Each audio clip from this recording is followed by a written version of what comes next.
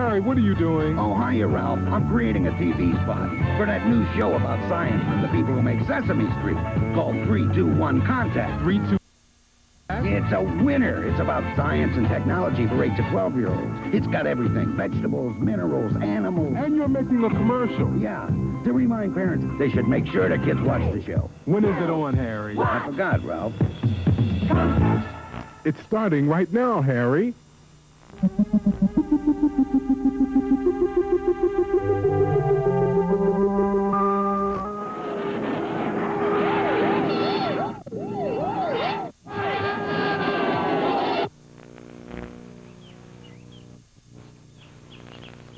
Some animals use sound to fly around in the dark. Some animals use sound to swim around in the water.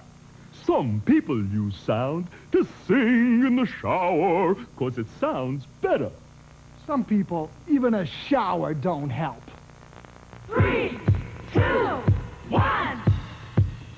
Contact is the secret, it's the moment when everything happens. Contact is the answer, it's the reason why everything happens. Contact. Let's make contact. 3, 2, 1.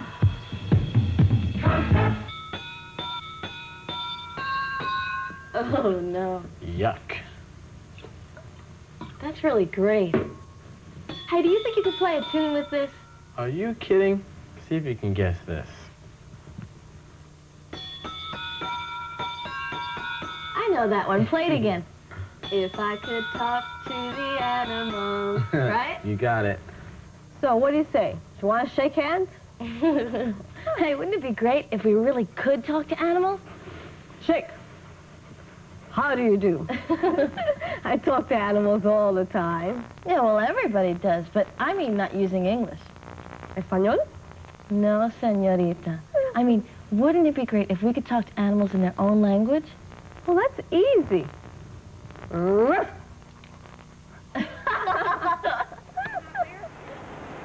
On the island of Hawaii, Dr. Bernd Verzik and his associates are on 24-hour call in order to study the incredible dolphin in the wild. Come on, dolphins are out there. Come on, we'll load the box. A school has been spotted from shore, and we're off. We're taking special microphones which record underwater, so we can listen to the mysterious sounds they make. Let's get going now, and we'll head out and see what we can find, okay? Okay, let's go. For years, people have believed dolphins talk to each other in clicks, whistles, and squeaks. Now they're trying to find out for sure. Hi, Shore. You spotted any dolphins? No, we haven't seen any. People have always loved dolphins because they're so friendly and seem so smart. Their brain, in fact, is as big as a person's. For over 10 years, researchers have been studying dolphins in captivity. They learned that even blindfolded, a dolphin can find its way around by making clicking sounds and listening for the echo as it bounces off objects. This is called sonar. In the dolphin's brain, the echoes become pictures. In a way, the dolphin sees with its ears. And they do this so well that, still blindfolded, they can find a tiny pellet on the bottom of the tank. Their sonar is so sharp that dolphins can tell the difference between a copper plate and an aluminum one. The plates sound different to the dolphins when the clicks bounce off them. This dolphin was trained to touch the copper one on our left. Will his sonar work if we switch the plates? Got it. At the University of Hawaii, dolphin research is being taken a step further.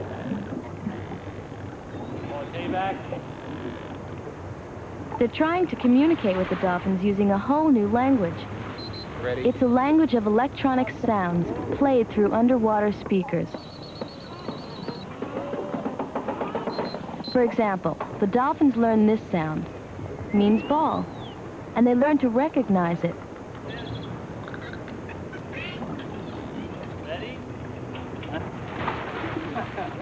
When the dolphin gets it right, he hears a special sound which means yes, Yes. and gets a fish. Fish. When he's wrong, a buzzer means no. And there's no reward. Fish diamond head ball ever. Poop. Mouth. Okay. It's really the same way you teach your dog. But if dolphins are so much smarter than dogs, maybe someday they'll use this language to talk back to us. Okay. If that ever happens, it could open up the secret world of these fascinating creatures.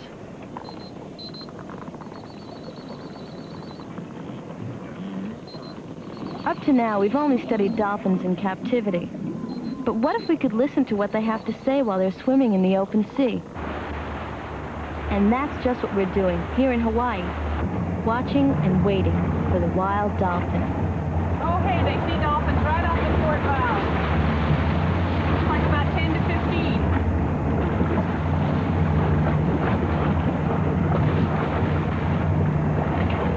We're going to go over there and record right now. So this is WXP 5936 standing by.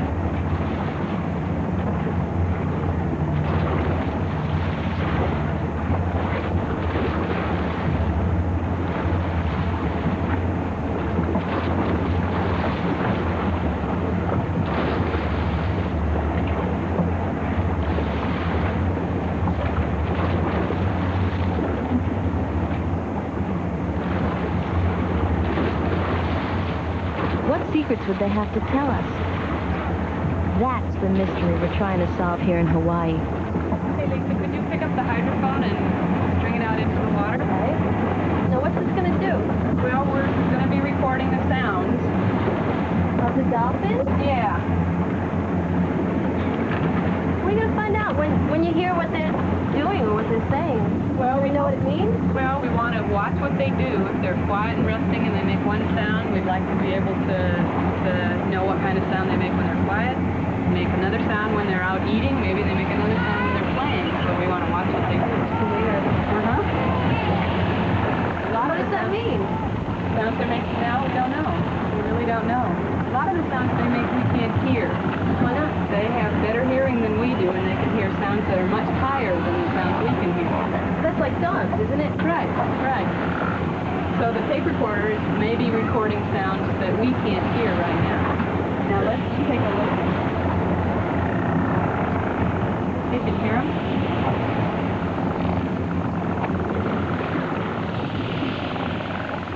For the moment, wild dolphins are keeping most of their secrets to themselves. But we're also here, waiting to understand and listening to the sounds of freedom.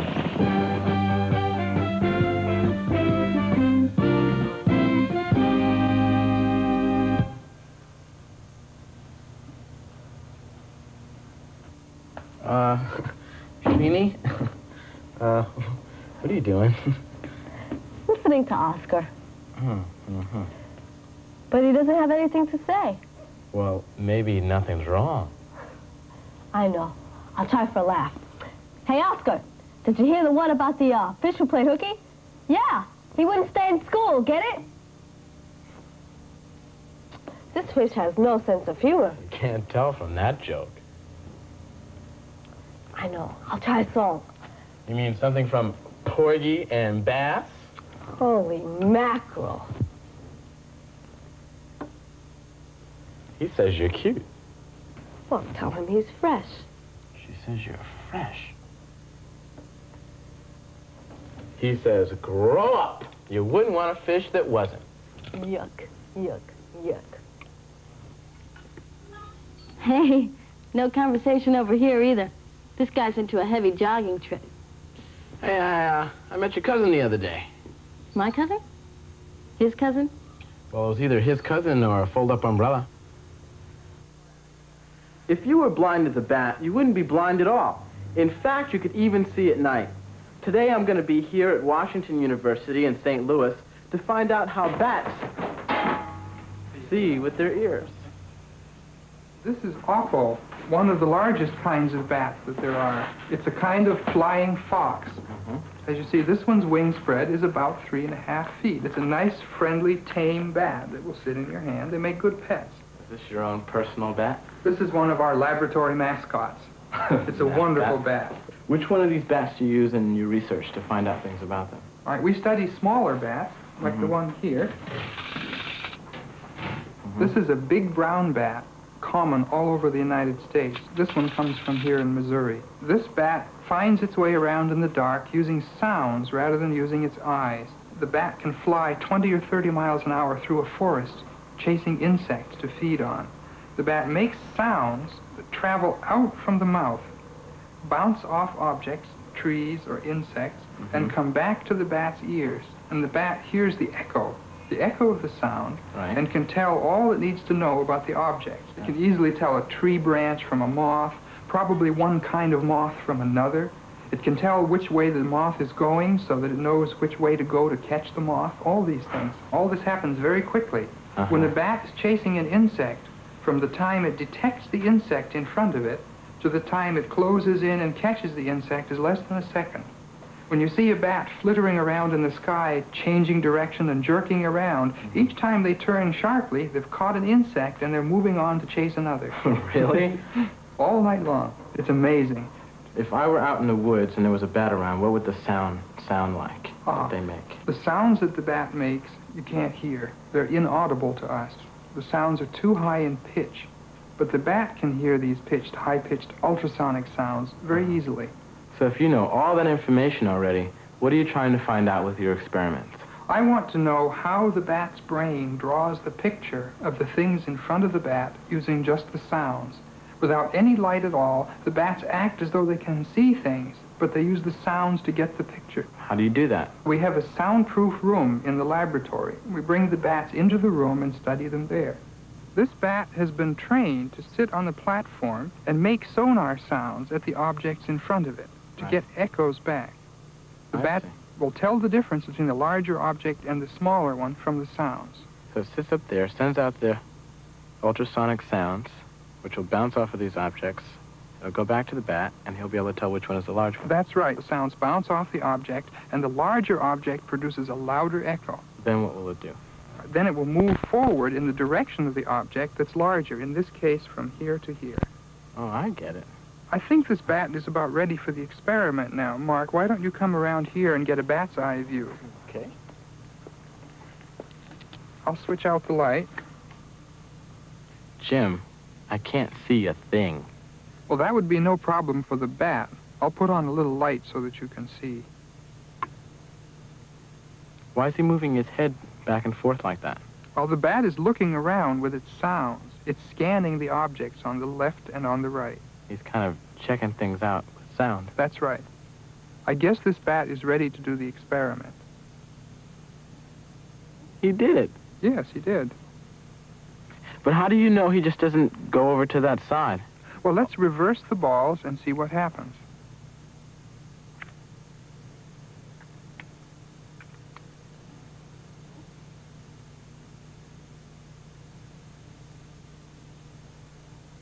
He still got it. I'm convinced. That's great. Well, I'll tell you, I wish I had some sort of radar so I could walk around at night like that. That's really excellent. I'm your Science in the News reporter. Ow! Speaking to you from the depths of a pretty dark cave. I'm here today, to talk to some people who really live in the dark. Oh, I'm sorry, sir, I didn't see you there. Not to worry, I just materialized. Sir, could you give us a moment? A moment, a century, eternity, but not now. I must be off. Night work, you know. Talk to my little friend, the bat. In there. Bye-bye. He's weird.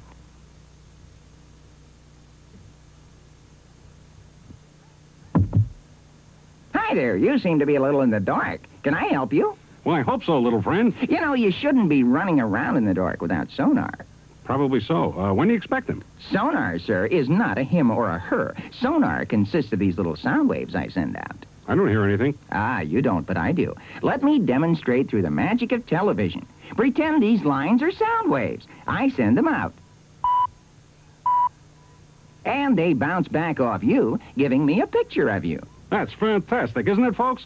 But since I don't have sonar, what do you suggest I do? Wait for Harvey. He'll be coming through with a guided tour. One other suggestion, though. I wouldn't step forward if I were you. It's a long way down. Okay, Trini, all the way. Oh, are you sure you've got your eyes closed? Have I lied to you yet? I don't know. You might just be a great liar. Be quiet. I don't want to hear your voice.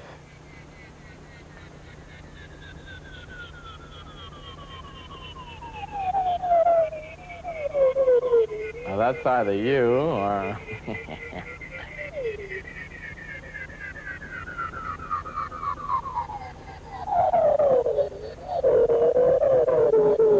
Gotcha. That's fantastic. How does it work?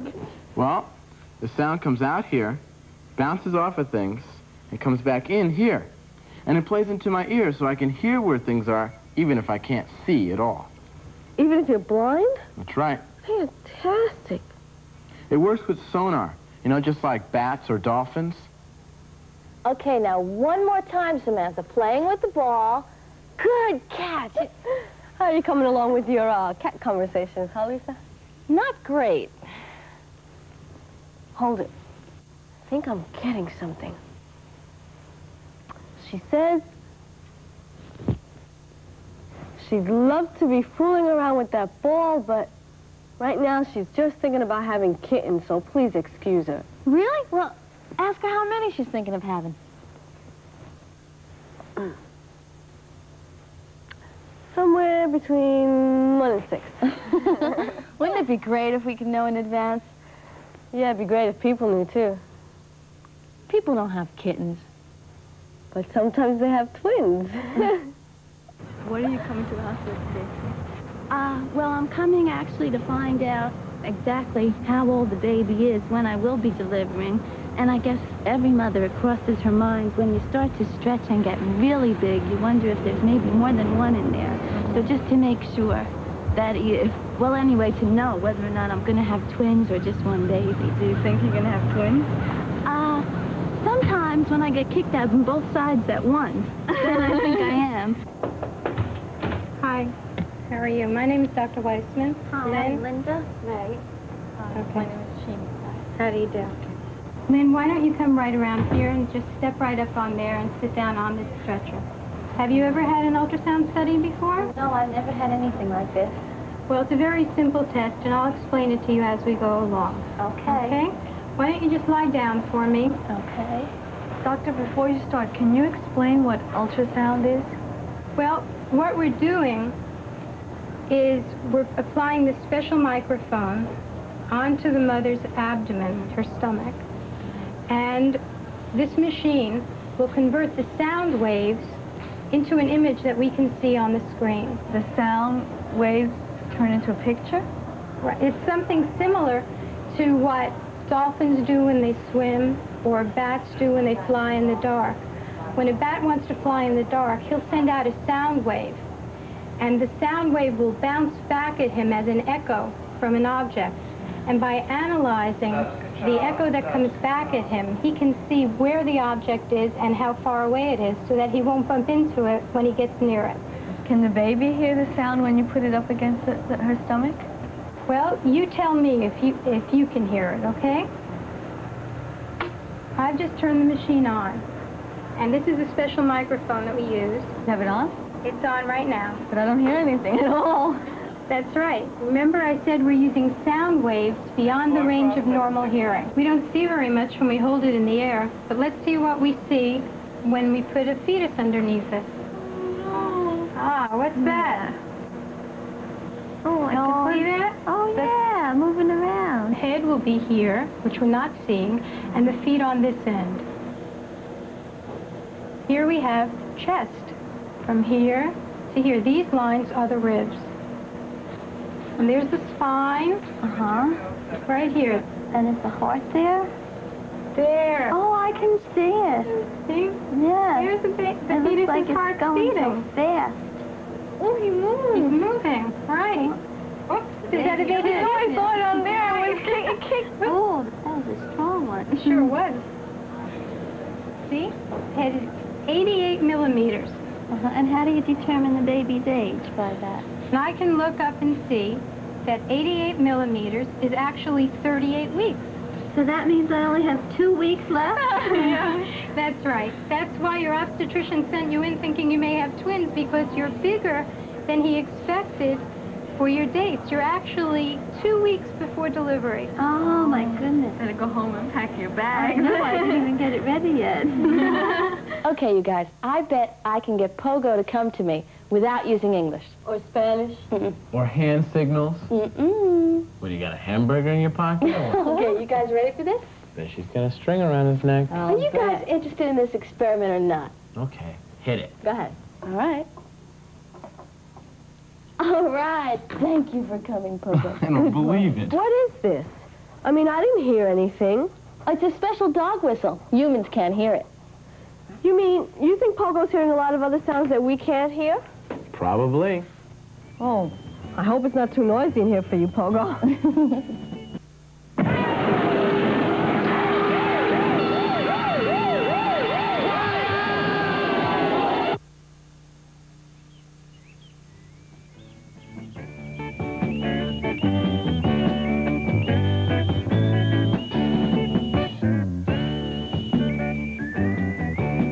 Bats and dolphins use sonar to explore their surroundings. Today we learned that people can also use sound to see invisible things.